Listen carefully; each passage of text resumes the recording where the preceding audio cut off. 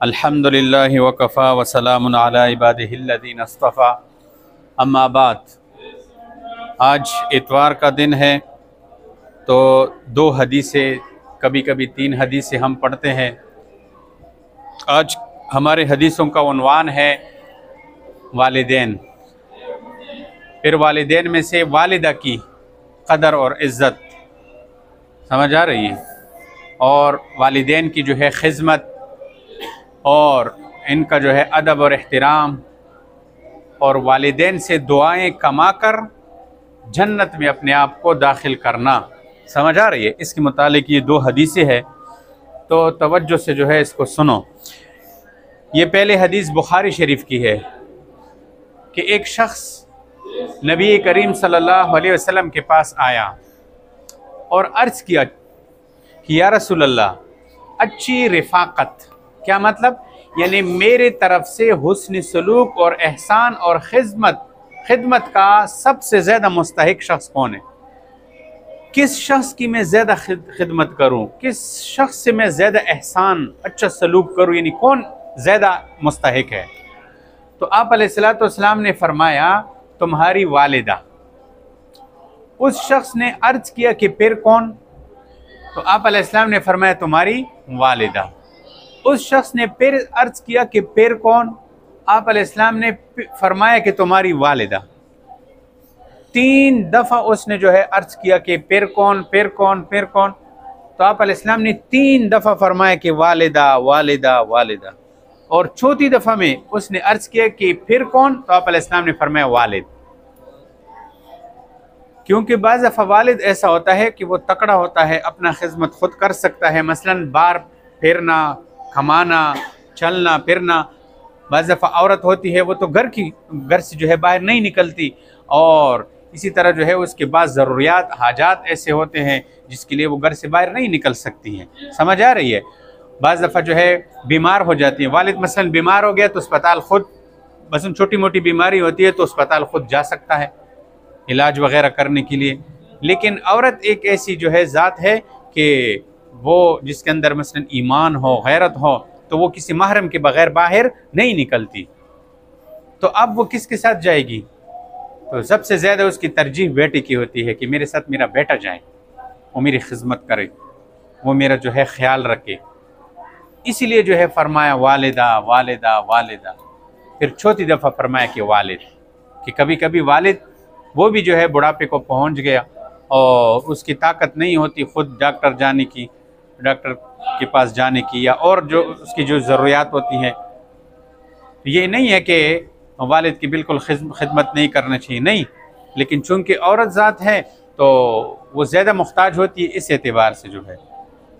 तो अब इस हदीस से वालिदैन की कदर मालूम हुई, कितना बड़ा जो है मर्तबा फरमाया गया आप अलैहिस्सलातु वस्सलाम ने वालिदैन का जो है।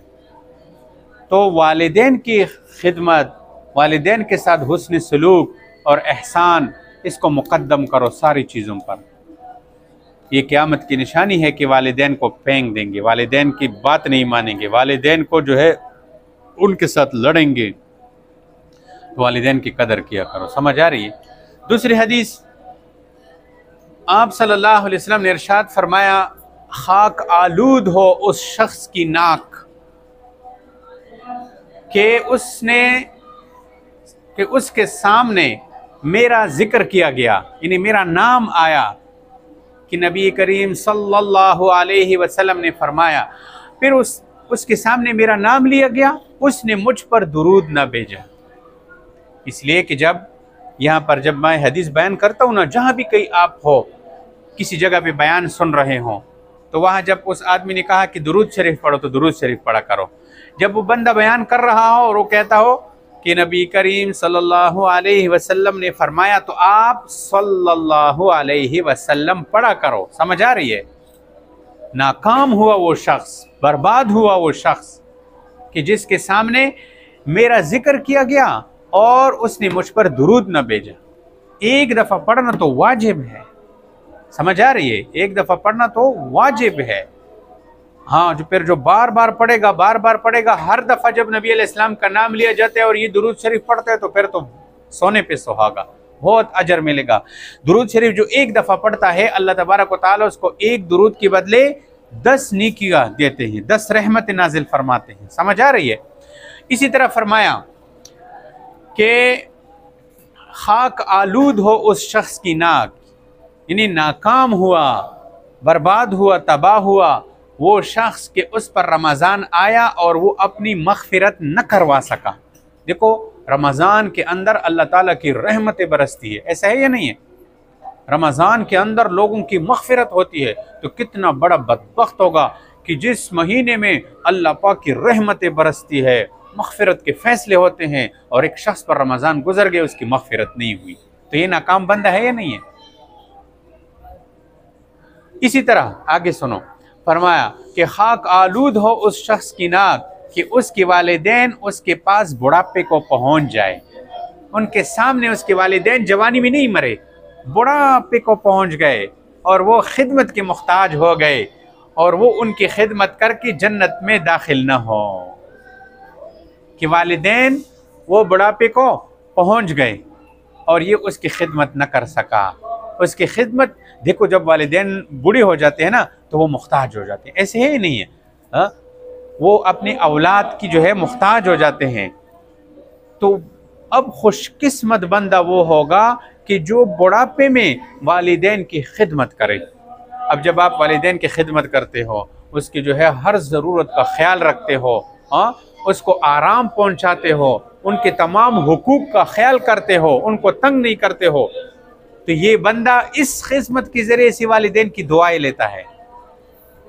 आपने वालिदैन को सुकून पहुंचाया, राहत पहुंचाया, अच्छा खाना खिलाया, उसके लिए बिस्तर बिछाया, वालिदैन के टांगे दबाए आपने, और कहीं कोई चीज़ आपसे मांग लिया, आप जल्दी जाके उसको लेकर पेश कर दिया, तो वालिदा की दिल से दुआएं निकली, वालिद की दिल से दुआएं निकली, आपके लिए जन्नत में जाने का जरिया बन गया। अब कितनी बड़ी बदबख्ती है कि वालिदैन तरस रहे हैं कि मेरा बेटा मेरे पास आए, बैठे और मेरा खिदमत करे, और बेटा सारा दिन दोस्तों के साथ घूमता रहता है, वालिदैन का पूछता ही नहीं, वालिदैन के साथ बैठता ही नहीं है। ये बंदा आप अलैहिस्सलाम ने फरमाया बर्बाद हुआ, तबाह हुआ, नाकाम हुआ ये बंदा, कि उसके सामने उसके वालिदैन बुढ़ापे को पहुंच गए और ये उसकी खिदमत न कर सका और उनके ज़रिए से अपने आप को जन्नत में दाखिल न। देखो वालिदैन की दुआएं कबूल होती है। हदीस में आता है कि 2 बंदे ऐसे हैं जिनकी दुआएं डायरेक्ट अर्श पे पहुंच जाती हैं। एक मजलूम की दुआ, मजलूम है ना, मजलूम जिस पर जुल्म किया जाए ना उसको कहते हैं मजलूम। मजलूम बंदा जब दुआ करता है ना, उसके दिल से दुआ निकलती है तो फौरन अर्श पे पहुंच जाती है, अल्लाह पाक उसकी दुआ कबूल करती है। फरमाया मजलूम काफिर क्यों ना हो। समझ आ रही? दूसरी, वालिदैन, जब वालिदैन अपनी औलाद के लिए दुआ करते हैं, अल्लाह मेरे बेटे को कामयाब कर दे, उसको खुश और आबाद रखे, उसके दिल से जो दुआएं निकलती है ना वालिदैन की, ये डायरेक्ट अर्श पे पहुंच जाती है, इसकी कबूलियत में कोई शक नहीं होता। वालिदैन की दुआएं लो, वालिदैन को तंग मत किया करो, वालिदैन को मत सताया करो। समझ आ रही है? बस अल्लाह पाक से दुआ करते हैं कि अल्लाह तबारक व तआला हमें अपने वालिदैन की कदर करने की तौफीक अता फरमाए और अल्लाह पाक हमें उनकी खिदमत करने की तौफीक अता फरमाए। व आखिर दवाना अल्हम्दुलिल्लाहि रब्बिल आलमीन।